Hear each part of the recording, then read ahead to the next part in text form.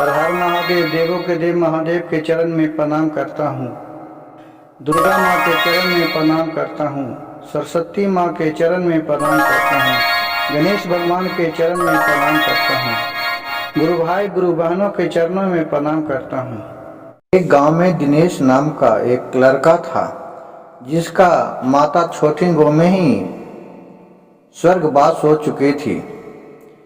उसके पिताजी ने दूसरे शादी कर लिए और उससे दो गो भाई भी सतीले माँ से हुआ, लेकिन ये तीनों में इतना प्यार था कि जिसका कोई कहा नहीं जाता था।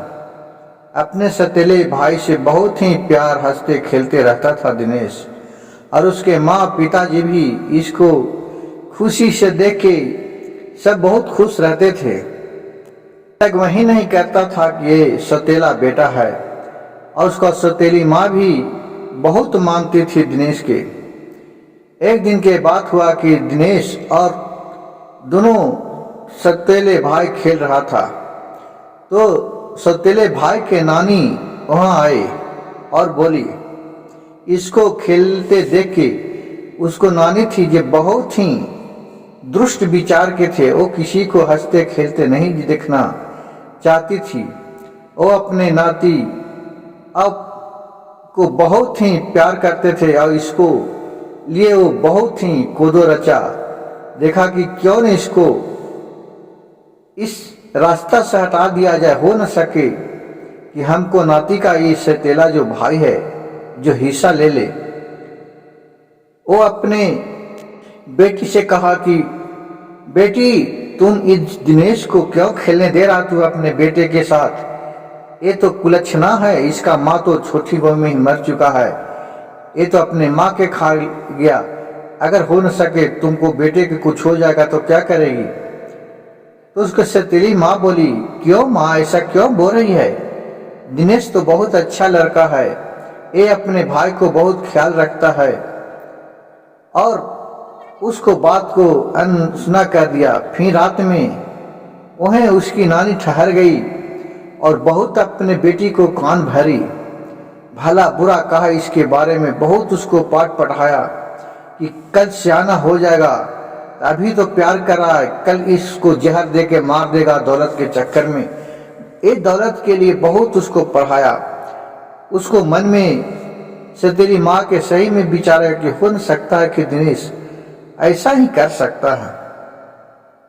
फिर उसके बिहानी होला दिनेश और उसके लड़का खेल रहा था। उसको लड़का था दिनेश के सतीला भाई, वो चल रहा था जो गिर गया था खेलते खेलते, और उसको देखकर उसको नानी बहुत भला बुरा कहा दिनेश के। दिनेश ने बोला कि नानी, हमसे तो गिरा नहीं, ये तो दौड़ के जा रहा था तो गिर गया, तो इसमें हमको क्या गलती है? वो बोली कि मेरे नानी नहीं कहो, तुम तो कुलच्छना है, तुम तो अपने माँ को खा गया है, तुम हमको भी नानी कह के हमको भी खा जाएगा का? और उससे बहुत दुष्ट विचार की बात करने लगा। इसको देखकर उसको दिनेश को पसंद नहीं आया, लेकिन वो करे तो क्या करे। और फिर पूरा अपने बेटी को बकाया। फिर दिनेश को बहुत भला बुरा कहा और कहा कि चलो तुमसे अब नहीं बोलूंगा।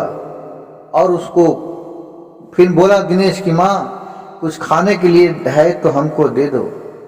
बोला कि जाओ, तुमको खाने के लिए नहीं है, जाओ अब खेत में काम करो, आना तो खाने के लिए मिलेगा, और मेरे बेटे से तुम नहीं बोलना।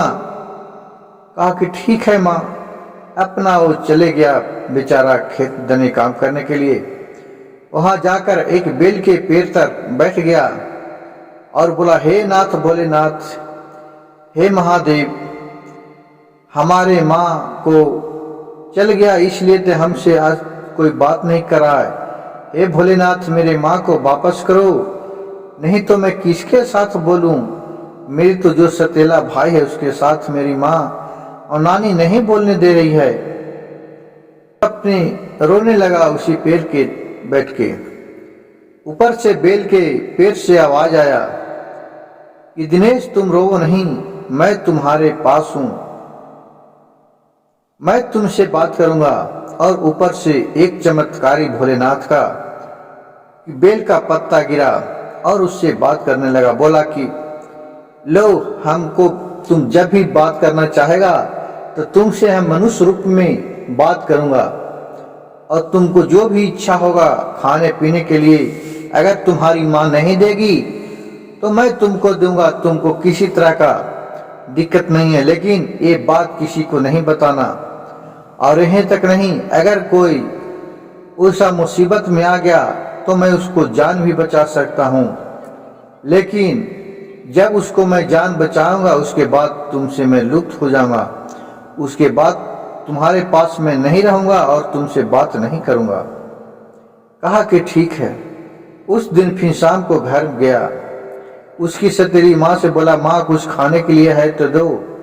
उसके माँ ने बहुत झंझुआया और बोली कि आगे ये सब जूठा बर्तन है, जिसको जाकर तुम मांज दो, उसके बाद तुमको खाना दूंगा, और गाय भैंस को सानी चला दो। दिनेश ने बेचारा सब जूठे बर्तन मांज दिया और जाकर सानी उन्हीं चला दिया गाय भैंस के। उसके बाद आया, बोला माँ मुझे खाने के लिए दो ना। उसको सतीली माँ बोली कि खाने के लिए क्या रखा है? कुछ नहीं रखा, जाओ चुपचाप बाहर में सो रहो, नहीं तुम ठीक बात नहीं होगा। और वहां से डांट के भगा दिया। बेचारा दिनेश घर से बाहर आ गया और सारा बरामदा था उसी में आके सो रहा। तो रात में भूख लगा तो बोला अपने पत्ता से कि हे बेल का पत्ता हमको खाने के लिए दो। तो बेल के पत्ता बोला कि बोलो तुमको क्या खाने के लिए दे? बोला कि हमको आज खीर खाने का मन करा है, हमको खीर खाने का दो। वहां तुरंत खीर प्रकट हो गया और दिनेश भर दम बैठ के खीर खाया और बोला इतना अच्छा तो आज तक मैं खीर नहीं खाया था। और फिर उसी जगह सो रहा। बिहान हो गया सुबह। उधर से दिनेश के पिताजी आए तो देख रहा है कि दिनेश बाहर सोया है। बोला कि क्यों बेटे तुम यहाँ क्यों सोया हुआ? नींद में था, वो नहीं उठा जब तक उसकी माँ आ गया और बोली कि जी चलिए जी, एक तुम्हारे बेटे को कल धक्का दे दिया है, इसीलिए इसको मैं यहाँ सुला दिया हूँ, और जो भी खाना था जो खा लिया है और जाके सभारी में ना दिया है। मैं इसको बहुत डांटा हूँ तो गुस्सा में आके और हम ही को उल्टा सीधा बोला है और आके इधर सो रहा है। मैं इसको कितना रात में कहा लेकिन नहीं गया। उसका बात भी सोचा हो सकता है सही बोल रहा है, और अपने बेटे को बात भी नहीं सुना। इतने में इसका नींद टूटा दिनेश के, जब तक देख रहा कि पिता भी अपने चला गया अंदर। उधर से फिर आया, ये सोचा कि क्यों हमारे पिता भी आज नहीं बोल रहे हैं, क्या इतना तकलीफ हो गया हमसे। फिर उठकर अपना चला गया। दिनेश बाहर खेत पदने अपना दिन भर रहा और उसको कोई खाने के लिए भी नहीं पूछा, लेकिन बेल के पत्ता से वो अपना बातचीत करा हंसी खुशी अब पर रहा दिन भर। और रात में भी उधरे सो गया। उसी रात शिव गुरु के महिमा क्या हुआ कि इसका जो सतेला भाई था उसको एक नाग देव ने आके और डस लिया और ये मृत्यु लोक के प्राप्त हो गया। ये सब हाहाकार पूरा गांव टोला टाटी में पसर गया। पूरा सब लोन धोन करने लगा। रो रही थी उसकी माँ, बजा रही थी जो सतेली थी, और उसका पिता और नानी सब रो रहा था, लेकिन दिनेश पर कोई भी ख्याल नहीं किया। उधर से जब दिनेश आया 12 बजे तो देख रहा है कि पूरा हमारे घर में भीड़ लगा हुआ है। बोला कि क्या हुआ? बोला कि इसका तुम्हारा भाई था जो उसको नाग देव ने काट लिया है और ये मर चुका है। अब इसको सब सतगत के लिए तैयारी कर रहा है।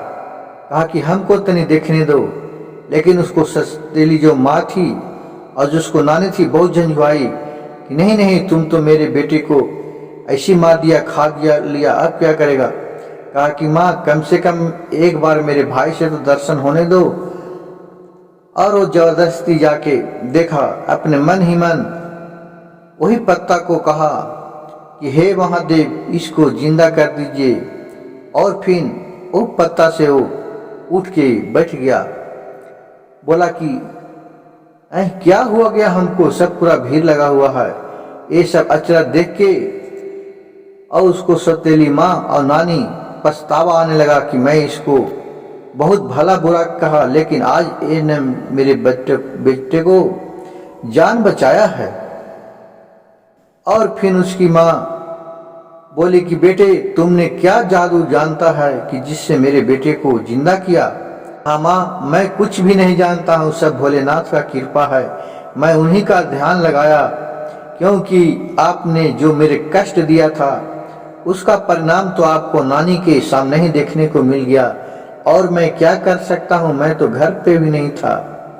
इतना बात सुनकर उसका सौतेली माँ और नानी गिड़गिड़ाने लगी कि बेटे, हमने तुम पर बहुत शक किया, लेकिन तुम तो भगवान का रूप धरा निकला। तुम मेरे बेटे को जीवन दान दिया है। मैं से जो गलती हुआ जो क्षमा कर देना। दिनेश ने बोला कि मैं क्षमा करने वाला कौन होता हूँ माँ और नानी, जब क्षमा मांगना है तो जाइए शिव महादेव से क्षमा मांगिए, सब उन्हीं का देन है। और फिर उसकी सौतेली माँ और नानी ने जाकर शिव मंदिर में अपने सर पटक के और शिव गुरु से क्षमा मांगी कि हे महादेव, जो हमने गलती किया उसको क्षमा कीजिएगा। गुरु भाई गुरु बहन, अगर मेरे वीडियो अच्छा लगे तो मेरे चैनल को सब्सक्राइब कीजिएगा, लाइक कीजिएगा और शेयर कीजिएगा, ताकि ऐसा कहानी आप लोग के पास शिव गुरु का सुनाते रहें। हर हर महादेव, घर घर महादेव।